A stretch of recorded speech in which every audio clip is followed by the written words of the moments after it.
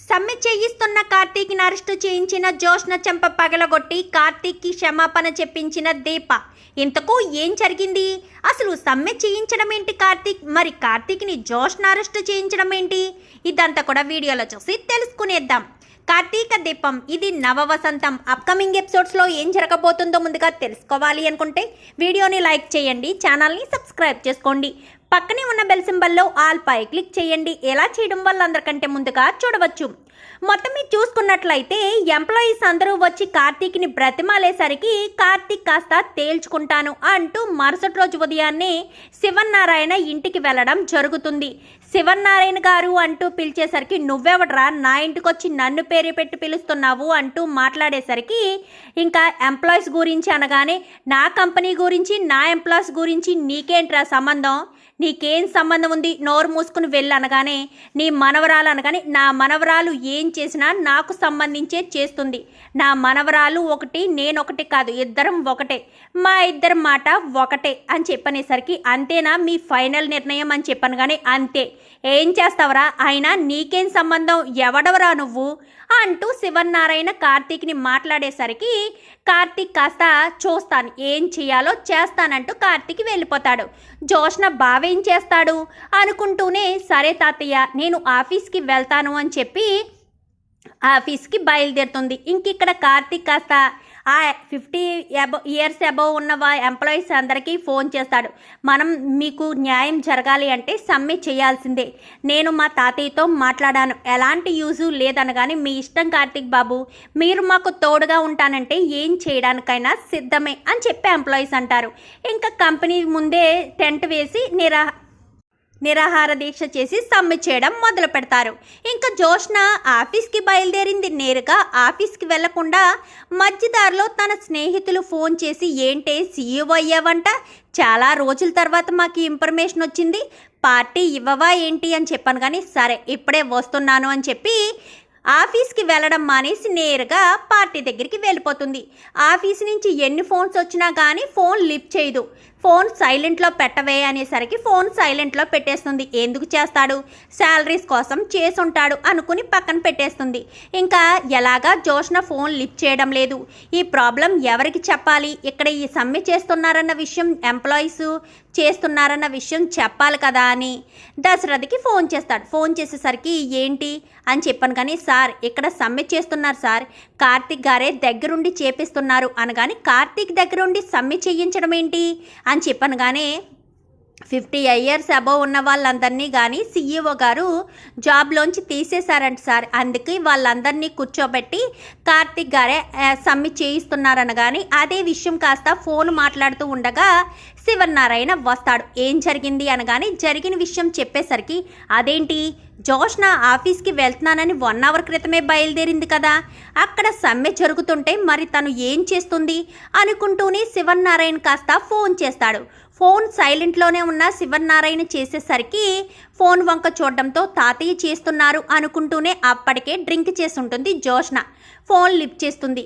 చెప్పు తాత అనగానే ఎక్కడికి ఉన్నావు అనగానే ఫ్రెండ్స్ కలిస్తే మాట్లాడడానికి వెళ్ళాను తాత, ఏమైంది అనగానే ఎంప్లాయీస్ అందరూ కూడా సమ్మె చేస్తున్నారు ఆఫీస్ ఎదురుగుండా, అసలు ఈ సమ్మె ఎవరు చేయిస్తున్నారు అంటూ మాట్లాడి కార్తీక్ అని చెప్పబోయే లోపే సరే తాత నేను చూసుకుంటాను, మీరేమీ టెన్షన్ పడకండి అంటూ ఫోన్ పెట్టేస్తుంది. ఇదేంటి కార్తీకే సమ్మె చేయిస్తున్నాడన్న విషయం చెప్దామంటే వినిపించుకోకుండా ఫోన్ పెట్టేసింది జోష్న అనుకుంటూ ఉంటాడు శివన్నారాయణ. ఇక్కడ జోష్న ఏం చేస్తుందంటే వెంటనే ఇన్స్పెక్టర్కి కాల్ చేసి నా కంపెనీ ఎదురుగుండా సమ్మె చేస్తున్నారు, వాళ్ళందరినీ అరెస్ట్ చేయండి అని చెప్పాను. కానీ సరే మేడం అని చెప్పి ఇంకా అందరినీ కూడా కొట్టి మరీ అరెస్ట్ చేసి తీసుకువెళ్ళిపోతారు.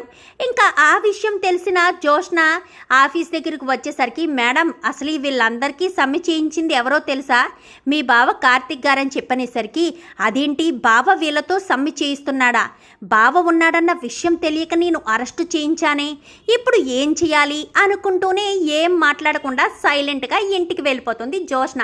ఈ విషయం కాస్త తెలుసుకున్న దీప కార్తీక్ బాబును అరెస్టు చేయించడం ఏంటి అనగాని ఏంటి దీప ఏంటిదంతా, వాళ్ళకి న్యాయం చేయాలని కార్తీక్ వెళ్తే కార్తీక్ని అరెస్టు చేయడం ఏంటి దీప అని చెప్పాను. కానీ మీరు కంగారు పడకండి అమ్మా, నేను చూస్తాను, నేను వెళ్తాను అంటూ పోలీస్ స్టేషన్ దగ్గరికి వెళ్ళేసరికి ఏమైంది కార్తీక్ బాబు అని చెప్పాను. కానీ సమ్మె చేయిస్తుంటే పోలీసులు వచ్చి అరెస్టు చేసి తీసుకువచ్చారని. కానీ మీరేం కంగారు పడకండి కార్తీక్ బాబు అంటూ ఇంకా దీప్ అయితే జోష్న వాళ్ళ ఇంటికి వెళ్తుంది.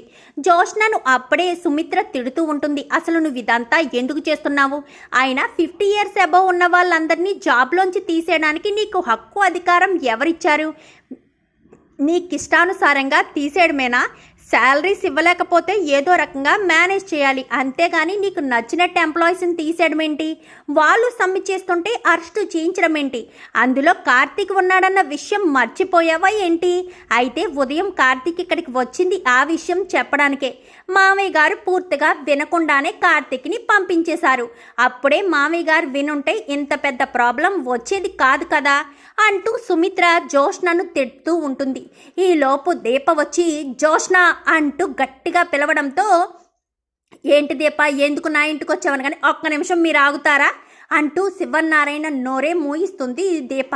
ఏంటి అని చెప్పాను కానీ దిగవే, కిందకి దిగి రావే అని చెప్పాను కానీ ఏంటే ఎక్కువ మాట్లాడుతున్నావు అని. కానీ ఎవరు ఎక్కువ మాట్లాడుతున్నారు? నా భర్తను అరెస్టు చేయించడానికి ఎన్ని గుండెలే నీకు? అసలు నా భర్తను అరెస్టు చేయిస్తావా అని చెప్పాను కానీ సమ్మె చేయిస్తే అరెస్టు చేయించకపోతే ఏం చేయాలి?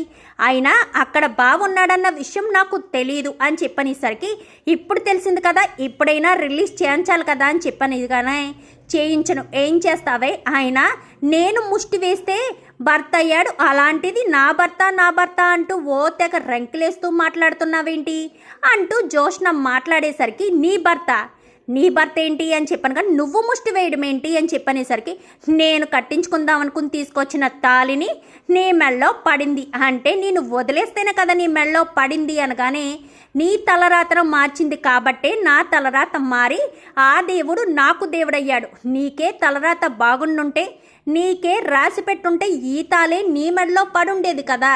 ఆయన నా భర్తను తక్కువ చేసి మాట్లాడితే మాత్రం అస్సలు ఊరుకోను అని చెప్పనేసరికి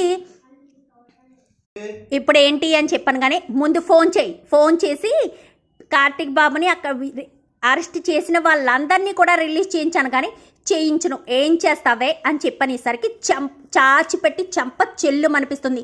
చెయ్యవే ఫోను అనగానే చెయ్యను. నన్ను కొడతావా అని చెప్పనేసరికి ఒక చేతిని కాస్త వెనక్కి వంగదీసి ఆ చెంప ఈ చెంప కొడుతూనే ఉంటుంది. ఇంకా జోష్న ఆపాలని చేయించినా ఆపడానికి లేకుండా సుమిత్ర, దశరథు అందరూ అలానే చూస్తూ ఉంటారు.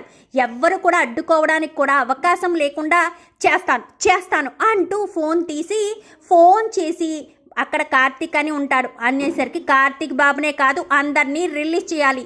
అసలు వాళ్ళు ఏం తప్పు చేశానని అరెస్ట్ చేయించాలనేసరికి అందరినీ కూడా రిలీజ్ చేస్తుంది. రిలీజ్ చేయించిన తర్వాత పదవే ముందు అని చెప్పాను కానీ ఎక్కడికి అని చెప్పనేసరికి కార్తీక్ బాబుని క్షమాపణ అడగడానికి అనగానే నేనెందుకు క్షమాపణ అడగాలి అని చెప్పని నోరు మూసుకొని పదవే అంటూ చేయి పట్టుకుని బరబరా లాక్కుని వెళ్ళి ఆటోలో వేసుకుని తీసుకుని వెళ్తుంది. ఏంటి దీప్ ఇక్కడికి వచ్చి ఇంత అగాయిత్యం చేస్తుంది అని చెప్పాను కానీ ఇంకా చాలే మామయ్య గారు, మీరిచ్చిన అలుసు వల్లే జోష్ని ఇలా తయారైంది. దీప కరెక్ట్గానే చేసింది. మనం నోరు మూసుకుని ఉండడం తప్ప ఏం చేయలేం, సైలెంట్గా ఉండండి అని చెప్పనేసరికి ఇంకా కార్తీక్ అప్పుడే పోలీస్ స్టేషన్ నుంచి బయటకు వస్తూ ఉండగానే దీప సరాసరి ఆటోలో స్టేషన్ దగ్గరికి వెళ్తుంది.